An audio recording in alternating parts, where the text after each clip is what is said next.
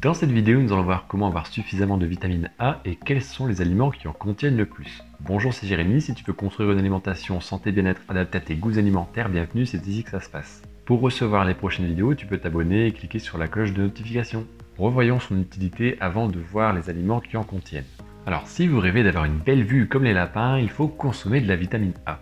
En effet, la vitamine A, son principale priorité est de préserver la vue.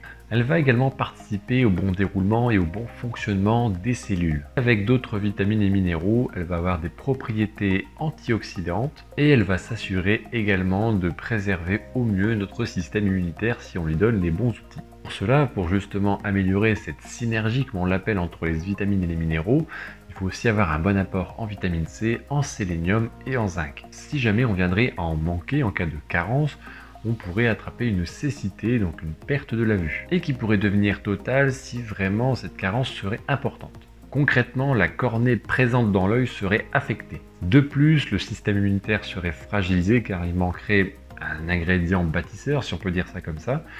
Donc on serait plus susceptible d'être soumis à des infections ou à des maladies. Il y a déjà eu également des cas d'excès, mais il y a peu de risques et peu de conséquences négatives, en tout cas aujourd'hui par rapport aux connaissances actuelles.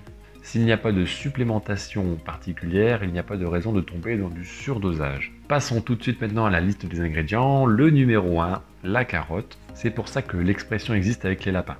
Et ensuite, on va retrouver une liste d'aliments qui ont une couleur jaune orangée, avec en deuxième position par exemple la patate douce. Ensuite, on va retrouver l'abricot, le melon, la citrouille qui se situe un petit peu plus loin dans le classement mais qui est bien présente. Dans les produits issus d'animaux, on va retrouver le foie et également les abats de manière générale. Et en fin de classement, les trois derniers, on va retrouver les légumes avec des feuilles de couleur verte, les épinards, le chou frisé et la salade romaine. Bien sûr, il y a d'autres aliments qui en contiennent.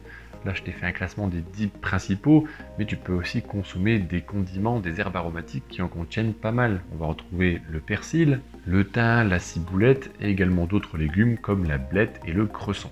La vitamine A étant liposoluble, elle est mieux absorbée et mieux ingérée au sein de notre organisme en consommant des matières grasses. Concernant les cas de supplémentation, il n'y a pas de raison particulière d'en prendre.